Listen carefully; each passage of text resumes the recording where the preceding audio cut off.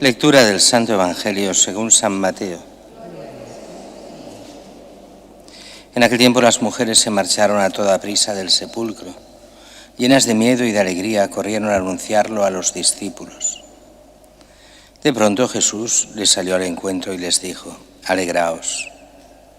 Ellas se acercaron, le abrazaron los pies y se prostraron ante él. Jesús les dijo: «No temáis. Id a comunicar a mis hermanos que vayan a Galilea, allí me verán».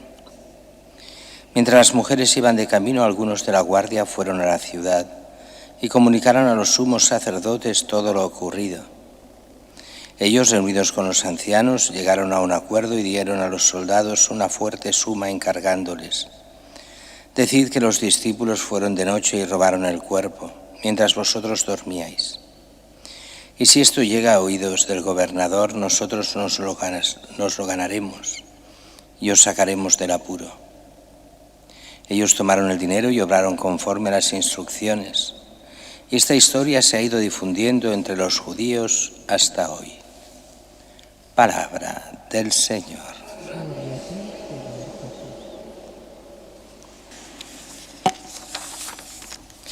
Estamos en lo que llamamos la octava de Pascua, quiere decir estos 8 días, desde el domingo hasta el domingo que viene, que es el domingo de la Divina Misericordia, es Pascua de una forma especial.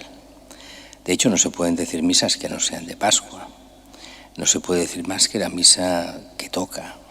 No se puede cambiar nada. Es como 8 días en los que se va repitiendo la misa de Pascua. Solo cambian, algunas oraciones y las lecturas, pero es como una repetición. Y las lecturas empiezan, la primera lectura, y desde hoy hasta Pentecostés será todo Hechos de los Apóstoles. Nos saltamos justo el principio, que es Pentecostés, o sea, la bajada del Espíritu Santo, que la veremos el día de Pentecostés, y empezamos con los resultados de Pentecostés, esa predicación que hace Pedro en nombre de Jesús y de todos los apóstoles, allí en Jerusalén, a una multitud inmensa, donde habían mucha gente de Jerusalén y mucha gente que venía para las fiestas. Y les hace todo un discurso: aquel que vosotros matasteis. Aquí ya se ve la diferencia de antes de Pentecostés a después de Pentecostés. Hablan sin miedo, sin problemas. Antes, dice, estaban encerrados por miedo a los judíos. Ahora salen y hablan con libertad después de recibir el Espíritu Santo. Escuchad todos, enteraos bien, escuchad atentamente mis palabras, judíos y vecinos de Jerusalén. Sabemos que allí hay vecinos y también hay otros judíos que eran los que venían para las fiestas de la Pascua. Israelitas, escuchad estas palabras. A Jesús el Nazareno, iba diciendo sus atributos y tal, a este vos lo matasteis clavándolo a una cruz por manos de hombres inicuos, pero Dios lo resucitó, librándolo de los dolores de la muerte. Y hablará en este discurso 2 veces de la resurrección de Cristo. Irá hablando de lo que ya decían los profetas y de cómo se llega a esto. Y todo esto es la parte primera del discurso. Mañana viene el final del discurso simplemente. Y las consecuencias. ¿Qué hemos de hacer?, preguntarán los judíos ante esto. Y entonces explicará, y por primera vez saldrá esto del bautismo cristiano, pero esto lo explicaremos mañana.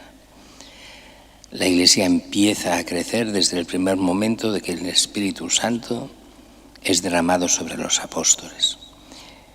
Irá creciendo no sin dificultades, no sin traiciones. Hemos de recordar que cuando nosotros hemos visto la traición de Judas, que vimos especialmente en la Semana Santa, pero no solo, ese Judas está vivo en la Iglesia siempre. Por eso las traiciones también dentro de la Iglesia nos pueden pasar a todos, y todos podemos ser Judas. Por desgracia, mucha gente se piensa que es muy buena y que ellos no, y que todos son perfectos. Y las traiciones se generan muchas veces en pequeño nivel. Uno piensa, bueno, es que ser Judas, vender a Cristo por 30 monedas. Muchos lo venden por 30 monedas. Todos aquellos que renuncian a ser cristianos en apariencia por tener un mejor trabajo, por no meterse en líos, por 10.000 cosas, y aparecen como si no fueran cristianos en el mundo, vendidos, para no dar testimonio de Cristo en nada. Es una forma de traición. Otros lo van haciendo en la educación, lo van haciendo, decimos, en el trabajo, en la misma vida.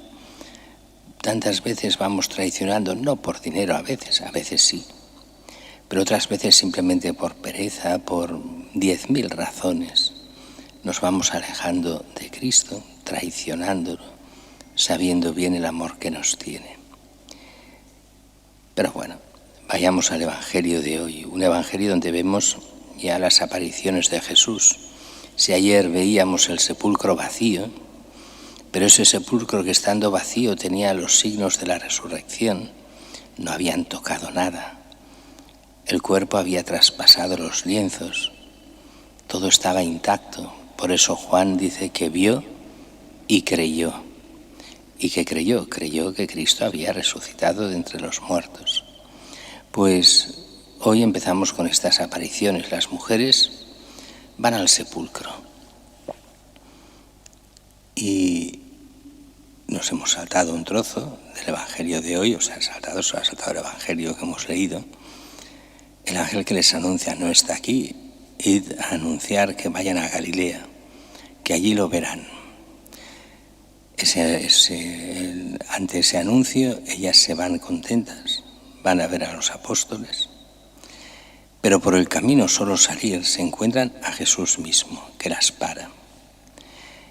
Y les dirá lo mismo: id a anunciar a los apóstoles, a los discípulos, que vayan a Galilea, que allí me verán. En realidad lo verán mucho antes. Es como estas mujeres han dicho que vayan también a Galilea y solo salir de ahí ya han visto a Jesús. Y empiezan así las apariciones, una detrás de otra.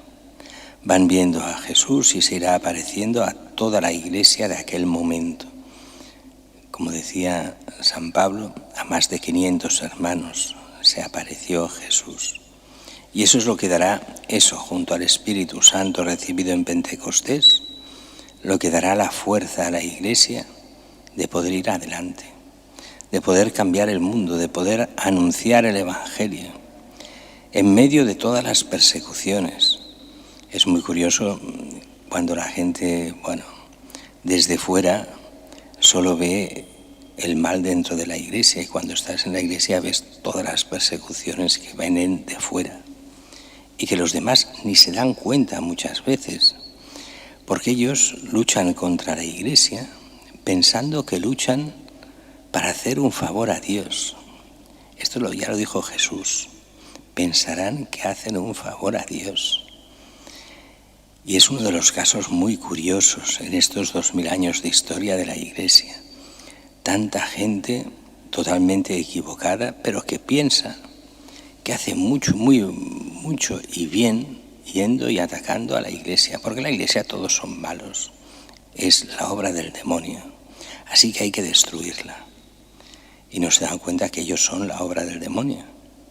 Y así toda la historia está plagada de grandes personajes para el mundo civil, que muchos les hacen hasta los grandes homenajes, pero que han sido realmente, dejádmelo decir mal dicho, demonios. Contra la Iglesia, contra Cristo, contra el bien, contra la verdad, contra la vida.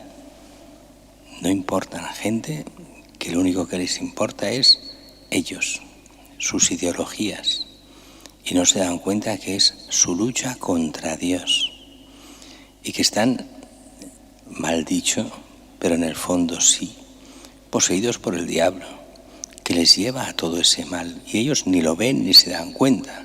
Y se creen muy buena gente y muy buenas personas. Es el gran mal de las buenas personas. Las buenas personas sin Cristo son capaces de cualquier cosa. Y esto se irá viendo. ¿Quién fue una muy buena persona pero sin Cristo? Y que mataba a los cristianos, los perseguía, los encarcelaba. Pablo. Saulo antes de ser San Pablo. Y era buena persona, claro que lo era, a su estilo, a su manera, se lo creía. Y así encontramos tantos y tantos en nuestra sociedad que se creen buenos, pero son los enemigos de Dios. Que no nos pase a nosotros, porque esto nos lo explicará muy bien San Pablo en los Hechos de los Apóstoles más adelante. Muchos de los que eran de los nuestros se volvieron lobos rapaces, y con esto demostraron que nunca habían sido de los nuestros, pero estaban entre los nuestros. Y nos viene la tentación de preguntarnos, como Pedro y los apóstoles en la última cena, ¿soy yo el traidor? Pues también soy yo el que traicionaré a Cristo. Y hemos de pedir a Dios que nos dé toda la gracia para no ser así, para ser de los que seamos fieles al Señor, de que lo reconozcamos a Cristo resucitado, que lo reconozcamos en nuestra vida, que lo sigamos, que creamos de verdad en Él y que viviendo en Él lleguemos a la vida eterna.